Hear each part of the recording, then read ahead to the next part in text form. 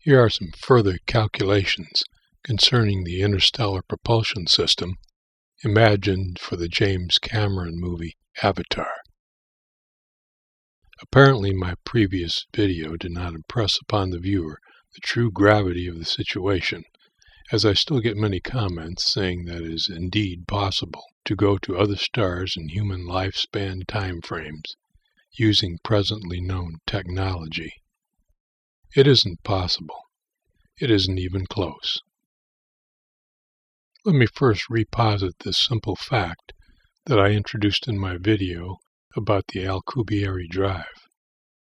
If you lower anything at all that resembles an interstellar engine into the sun with a magic rope, if you pull it up 6 months later, all you will have is a loop in your magic rope with a knot. That engine will be gone.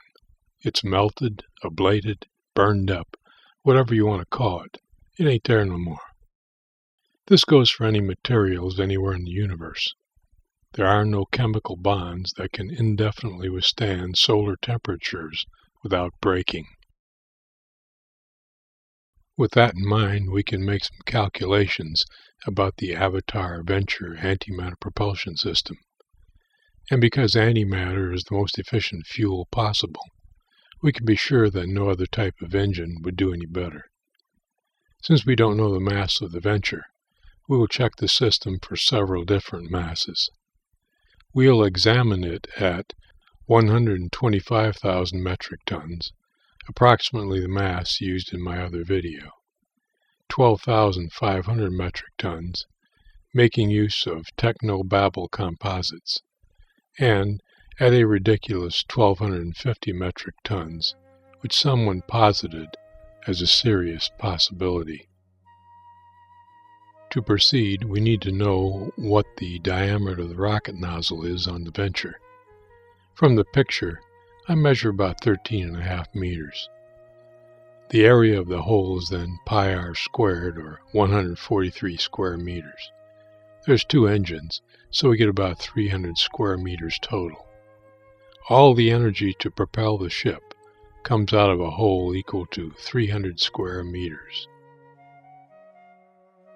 The accumulated energy of the 125,000 metric ton Venture at 70% of light velocity is 2.75 times 10 to the 24th joules. Dividing that by 15,768,000 seconds, that's 6 months, gives us an engine power output of 174 petawatts, which was the solar output to the Earth.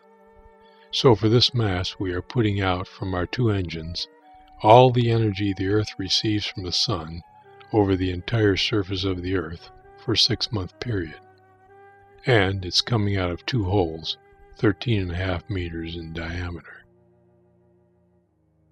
Now we want to know how much of the Sun's surface area is devoted to lighting up the Earth with its bountiful energy. The surface area of a sphere with a radius equal to the distance of the Earth to the Sun is 2.8 times 10 to the 23rd square meters. The area of the Earth that blocks sunlight is pi r squared, where r is the Earth's radius at 6,371,000 meters. So the Earth subtends 1.275 times 10 to the 14th square meters. Dividing this by the other shows that the Earth takes up 4.5 times 10 to the negative 10th of the Sun's total surface energy output.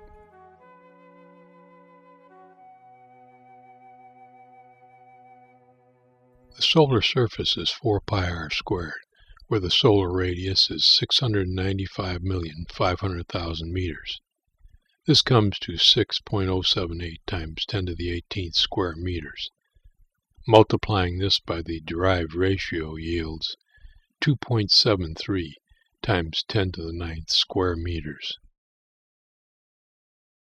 There are 1,000,000 square meters in a square kilometer, so the area of the Sun's surface devoted to lighting up the Earth is 2,730 square kilometers, which amounts to 1,054 square miles.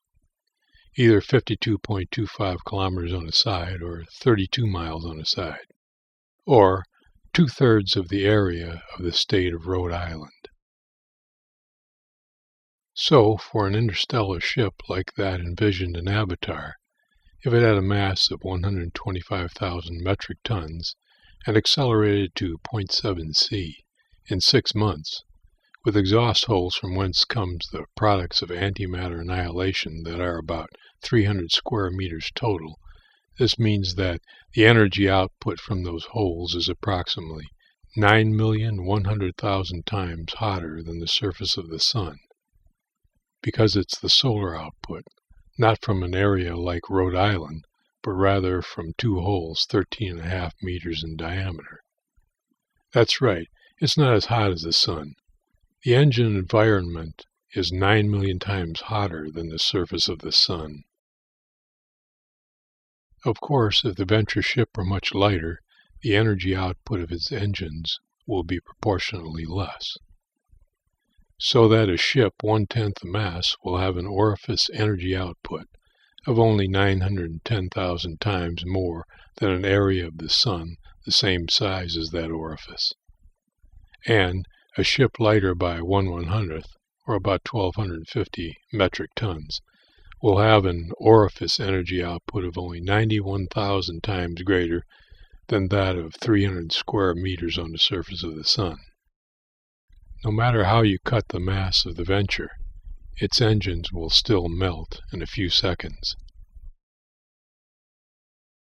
Now we can take down the temperature of our engine also by lengthening the time of burn. Instead of 6 months, let's go for 60 months or 5 years. This reduces the engine energy output to 1/10, and our 125,000 metric ton craft will reduce the engine heat factor from 9,100,000 to only 910,000 times hotter than the sun. If we go down to 600 months or 50 years, the temperature is down to only 91,000 times hotter than the sun.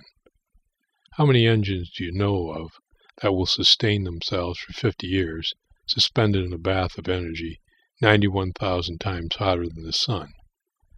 Not many, eh? Let's do a combo job.